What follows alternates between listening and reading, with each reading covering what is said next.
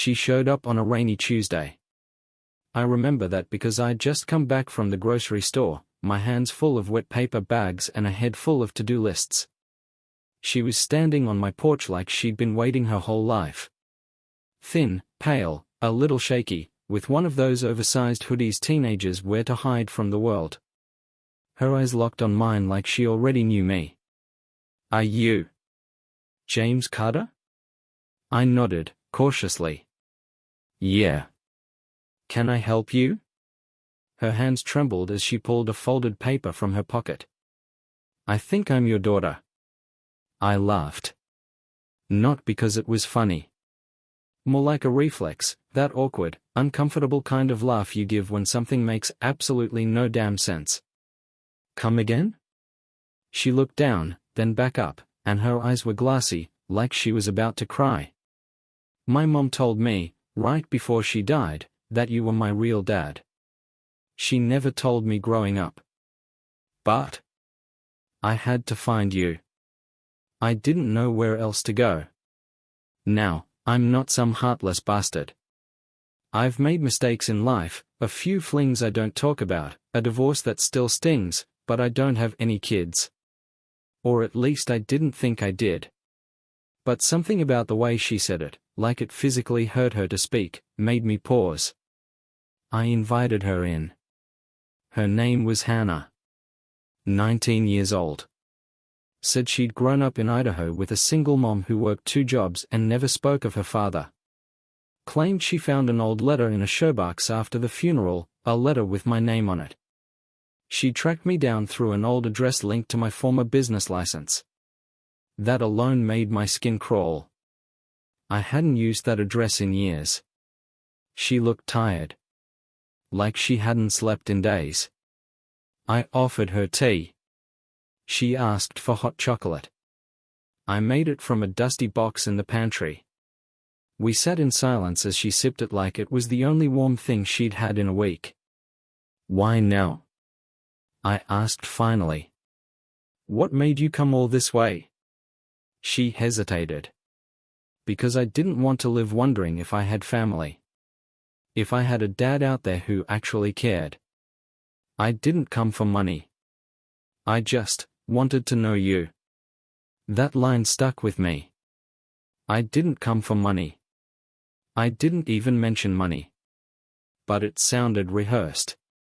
Or maybe I was just being paranoid. Still, something didn't sit right. The next day, I called in sick and took her to get a DNA test. She didn't argue. She even smiled, said, "I'd want proof too." That smile was strange, not nervous, not happy, just practiced. Like she knew what the result would be. We waited 5 days. During that time, she made herself at home. Helped around the house. Washed dishes. Cleaned the guest room without being asked. Talked about her favorite books and how she wanted to study psychology. She even made me laugh a few times. I started to believe it. Not fully, not with both feet, but enough to wonder if maybe, just maybe, she was telling the truth. Then the results came back. 99.8% probability. The paper in my hands felt heavier than it should have. I sat there staring at it while she looked at me with those wide eyes, brimming with some twisted version of hope. "I told you," she whispered. "I told you, Dad." It hit different when she said that word. Dad. I hadn't heard it in over a decade, not since my son died in a car crash. He was 12. That pain never really left. And maybe that's why I didn't slam the door. Maybe that's why I let her stay. I called a few old friends. One of them, Kyle, works in security. I had him run a background check, just in case. He said it might take a few days. Meanwhile, I took her out for breakfast. She ordered waffles, extra whipped cream. Talked about how she used to eat that on her birthday. The way she said it made me feel something. I started thinking about what I missed. What I could have had. How maybe life was giving me a second chance. She asked to borrow my car one afternoon. Said she wanted to pick up flowers for her mother's grave. I gave her the keys. Dumb, I know. But I wanted to trust her. She came back 2 hours later with a tiny bouquet and a Starbucks cup. Something didn't add up. That night, I went into the guest room while she was out on the porch. Her backpack was unzipped. Inside, I found a second phone. Locked. And an envelope with $500 in cash. When I asked her about it, she laughed, again, that rehearsed laugh. It's just for emergencies, she said. The phone's from before. I forgot I even had it. I nodded. Didn't press. But the next morning, I cloned the SIM. Took it to Kyle. 2 days later, he called me back. You not gonna like this, he said. She wasn't Hannah. Not legally. Her real name was Megan Thompson. 24, not 19. No mother named Lisa Carter. No funeral, no Idaho. Her last known address was a motel outside of Tucson. She had 3 aliases and a flagged social security number. But here's the kicker, the DNA test? It was rigged. The lab she recommended wasn't real. Just a shell website with falsified backend data. It looked legitimate. But Kyle said it was part of a con network. So no.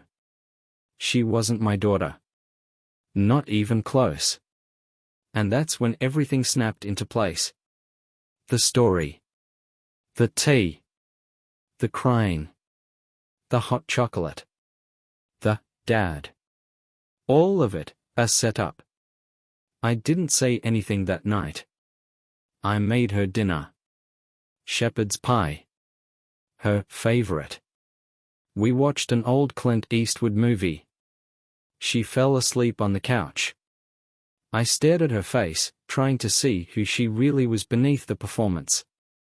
I knew what I had to do. And believe me, I did it. But that's for next time. Because if she thought pretending to be my daughter was smart, wait till she sees what I do to people who play me. She was good. I'll give her that. Better than I expected. She played the role so perfectly, even I started second-guessing myself. Even after Kyle gave me the truth, her name, her age, the fake lab, I still looked at her and saw that same girl from my porch. Shivering in the rain. But now I knew what she was. A fraud. A manipulator. And probably not doing it for the first time. I started watching her closer. The way she moved around the house. The way she smiled at neighbors. How she talked to people in the grocery store like she'd lived here for years. She had this charm. It wasn't loud. It wasn't obvious. It was slow. Subtle. Like poison in a glass of sweet tea. I didn't confront her. Not yet. Confrontation gives people power, and I wasn't about to hand her any. No, I needed something more. Something that would stick. So I let her keep playing the part. That Friday, she asked if she could get a few things from town. I offered to drive. She hesitated, just for a second, then said, "Actually, can I take the car? I need to meet someone. A friend." That word, friend, felt like a brick dropped into a quiet room. "Sure," I said. "Just don't wreck it." She smiled. "Thanks, Dad." That word again. It was starting to rot in my ears. She left. I followed. I had Kyle put a tracker on the truck earlier in the week, tiny little magnet under the rear bumper. Best $200 I ever spent. She didn't go into town. Not at first. She drove past it. About 20 minutes south. Then pulled into a diner. One of those roadside places with blinking signs and burnt coffee. She parked, went inside. I parked down the block. Waited. Watched. 15 minutes later, a guy showed up. Late 20s. Long hair. Tattoo on his neck. He walked in like he owned the place. She hugged him like she hadn't seen him in years. They sat in the back booth. Close. Real close. Laughing. Holding hands. At one point, she leaned over and kissed his cheek. "Daughter, hey?" I took photos. Not great ones, just enough to show who she really was. An hour later, they left together. My truck. My gas. My time. They drove to an ATM. She went inside. He waited. She came out with cash. Handed it to him. That night, she came home like nothing happened. Said, "Sorry I took so long." Her name's Jenna. We caught up. I smiled. Good. Glad you reconnecting. She smiled back. Thanks for trusting me. I nodded. Then she went to her room. I stood there. Watching the hallway. Listening to her close the door. She had no idea what was coming. The next day, I made my move. Started slow. Subtle. I accidentally left out a folder on the kitchen table, old legal papers from my divorce. I watched her eyes scan them like a shark sensing blood. A few days later, I got a fake phone call from my lawyer. Loud enough for her to hear. I said things like, "The settlement's going through, and I just want to protect the inheritance." That night, she asked about it. Said, "Are you going to be okay financially?" I shrugged. "I'll be fine. I've got a trust set up. Just waiting on the paperwork." She bit. Hard. The next morning, my laptop was moved. Just a few inches. Browser still open. She'd searched inheritance laws in Texas. It was almost too easy. But I wasn't done. I called Kyle again. Told him I needed her phone cloned. He laughed. "Already done. You gonna want to sit down for this." He sent me screenshots. Texts between her and the guy from the diner. His name was Eric. He wasn't just her boyfriend. He was her partner. Her coach. The messages were disgusting. He's buying it. Said something about a trust. Good. Keep calling him my dad. Makes it real. How long till we hit the account? Week. Maybe 2. He's cautious. Old school. You're amazing, babe. He's pathetic. I didn't sleep that night. Not out of anger. Out of focus. Every step they'd taken. Every word she'd said. Every smile. Every lie. They thought they were in control. They had no idea who I used to be. 10 years ago, I handled asset recovery for a private firm. That meant tracking down people who thought they could outsmart the system. People like her. People like Eric. I didn't just get back what was stolen. I ruined lives. Legally. Burned their credit. Froze their accounts. Traced everything to them and made sure it stuck. They picked the wrong man. I set my plan in motion. Started with the bank. Quietly opened a trust account with fake statements. Created a decoy login. Let her find it a few days later.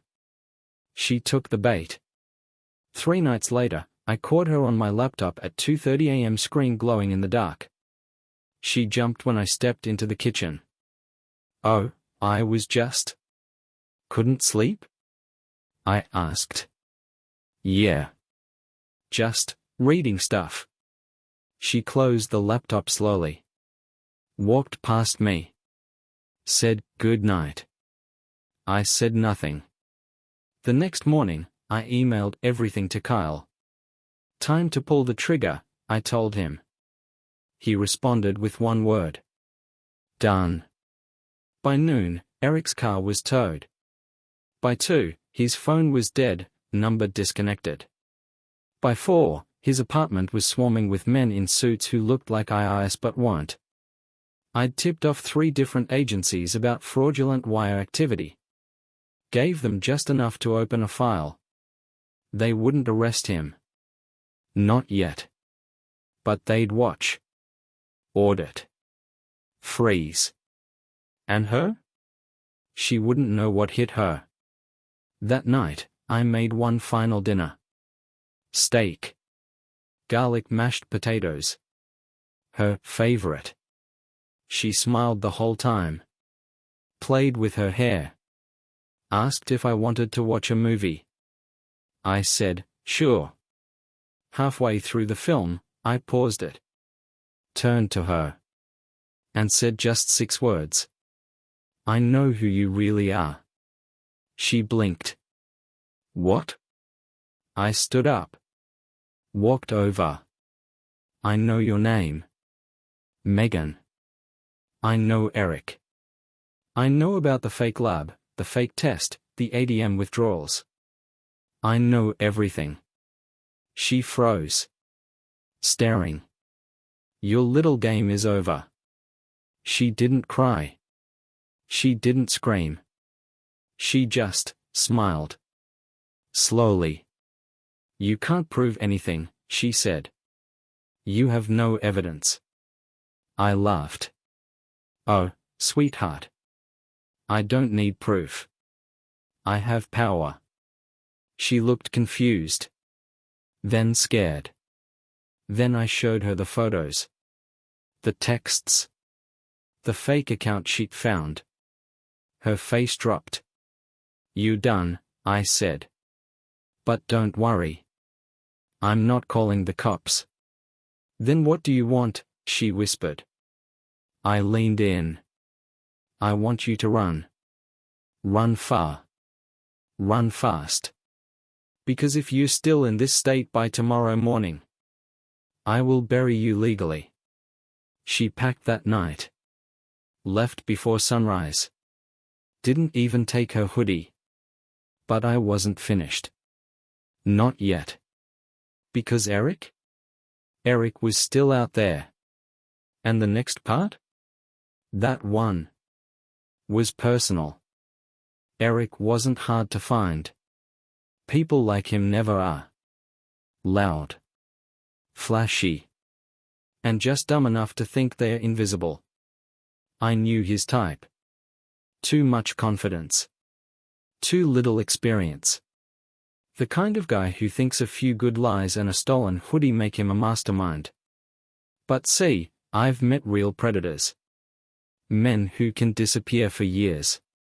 Women who can change identities overnight. Eric? Eric was a street magician trying to pull off a Vegas-level con. I tracked him to a new motel. Cheaper than the last. Farther out. He was hiding. Which meant he knew something was wrong. I didn't go there myself. Not yet. Instead, I made a phone call. My old contact at the Department of Revenue owed me a favor. We go way back. Used to play poker every Thursday night. I sent him everything. The ADM footage. The fake trust activity. The messages between Megan and Eric. I didn't need them arrested. Not yet. I needed pressure. I needed chaos. And that's exactly what they got. By the end of the week, Eric's bank accounts were frozen. His credit cards declined. He couldn't even pay for gas. The motel owner kicked him out. Said he was bad for business. Word spreads fast in places like that. Now he was desperate. Angry. Alone. Perfect. I watched him spiral for 3 days. He made calls. None of them returned. He tried to sell his car. But the title wasn't in his name. Rookie mistake. Then, just like clockwork, he called me. The number came through on my burner. Blocked. But I knew it was him. I answered. Long pause. Then, "You set us up." I smiled. "Hello, Eric." "Where is she?" he demanded. "Megan?" "She ran. Probably halfway to Nevada by now." "Can't blame her." I told her what was coming. "You think you clever, old man?" "No. I know I am." He breathed heavy. "You think you can just destroy my life?" "I don't think anything," I said calmly. "I just connect the dots. And when people lie to me, steal from me, pretend to be my child, I don't call the police." Another pause. "I bury them professionally." Click. He hung up. I leaned back. Let that silence wash over me. It wasn't over. Not yet. But he knew. He finally knew. The next step was the fun part. I created a profile. Fake name. Fake company. Real opportunity. I offered Eric a job. Said we were looking for creative freelancers who understood social engineering. Used phrases like gray area work and digital persuasion. The kind of language that would attract a guy like him. He took the bait. We set up a Zoom call. He dressed in a collared shirt. Even shaved. Tried to look respectable. I recorded every second. He bragged. Said he'd convinced a retired vet to believe he was the father of a random girl. Called it his greatest performance. Said he was born for this line of work. I asked him what happened next. He laughed. We nearly got away with it. Would've, too. If the girl didn't screw it up. That line? That line was gold. Because 5 minutes later, I sent the recording straight to 3 places. The office of the Inspector General. His former employer. And my lawyer. See, what Eric didn't know is that the trust he accessed? It was real. I set it up 5 years ago for tax reasons. It had exactly $25,000 in it. Enough to trigger serious fraud charges. If anyone tampered with it. Guess what he did? He logged in. Used my credentials. Copied data. That's felony territory. Next day, he was picked up. Not arrested, not yet. Just questioned. But the real damage? Came when his face hit the local news. Suspect in inheritance fraud investigation. Big headline. Even bigger reaction. His job history? Wiped. References? Gone. Future? Non-existent. But I still wasn't done. I made one last visit. In person. Waited until he was out on bond. Caught him behind a diner, smoking a cigarette with shaky hands. He saw me. Went pale. What do you want? I walked up slow. You ever pretend to be someone's family again? I got in close. Real close. I'll make sure you don't just lose your freedom. You'll lose everything you think you are. Piece by piece. He didn't say a word. Just looked down. Ashamed. Defeated. And for the first time, I saw him clearly. Not a con man. Not a threat. Just a scared little boy. Hiding behind tricks. I turned and walked away. Didn't look back. That chapter? Closed. But what stayed with me wasn't the lie, or the scam, or the money. It was that moment on the porch, when she looked at me, eyes full of tears, and called me Dad. That word used to mean something. Now it's just a trigger. But I'm not bitter. Not broken. Just smarter. More careful. And next time someone shows up claiming to be family, I'll be ready. Because no one plays me twice. No one. It's been 6 months. Long enough for the dust to settle. Long enough to breathe again. The house is quiet now. No fake smiles. No footsteps at 2 a.m. No lies floating through the air like perfume. I changed the locks. Installed cameras. Replaced my router. Cut every line she ever touched. Paranoid? No. Prepared. Megan never came back. Not even a text. Not a note. Not a single apology. But I didn't expect one. People like her, they don't apologize. They just move on to the next target. The next lonely man. The next empty house. I still think about that first night. How she stood on the porch. So believable. So broken. Or at least, pretending to be. Sometimes I wonder if any part of her was real. Maybe not the story. Maybe not the name. But the pain. That look in her eyes. You can't fake pain like that. Right? Then again. Maybe you can. I went back to therapy. Not because of her. Not because of him. Because of me. Because of what I allowed. What I wanted to believe. I told myself I was being generous. Open. Hopeful. But deep down, I was just lonely. Desperate for meaning. For redemption. For a second chance that didn't exist. My therapist said something that stuck with me. You didn't fail. You were targeted. She's right. This wasn't random. I was profiled.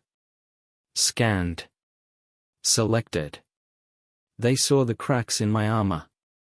And they walked right in. But I've patched those cracks. Reinforced them. Steel where there used to be skin. And in that process, I found something else. Closure. Not the Hollywood kind. No big speech. No perfect ending. Just a quiet morning. A strong cup of coffee. And the sound of nothing falling apart. That's closure. I still get emails from the lawyer. Turns out, Eric's facing more than just fraud now. They tied him to 2 other scams. Different states. Different names. Same pattern. He's not getting out this time. As for Megan? No one knows. No social media. No trail. She vanished like smoke. Maybe she's still running. Maybe she's someone else now. Maybe she's playing the same game in another town. But she's not my problem anymore. I gave everything I had to that story. My patience. My trust. Even a piece of my past. But I took back control. And more than that, I remembered who I was. Not some gullible old man. Not a broken ex-husband. Not a man drowning in regret. No. I'm James Carter. And I don't lose. Not to liars. Not to thieves. Not to ghosts pretending to be family. I win. Because I don't react. I respond. calculated, precise, unforgiving. They wanted a victim. They got an executioner. And if you're listening to this, if you've been fooled, betrayed, used, let me tell you something. You not weak. You not stupid. You not broken. You human. But you've got a choice. Right now. Today. Let it destroy you. Or rebuild from it. Smarter. Stronger. Sharper than you've ever been. I chose the second one. And now? Now I'm ready for anything. Because people like Megan and Eric? They don't stop. But neither do I. And next time? I won't just be ready. I'll be waiting. With a plan. With eyes open. And with one hand on the truth. And the other on the switch. Because if they try again? It won't be a story. It'll be a warning.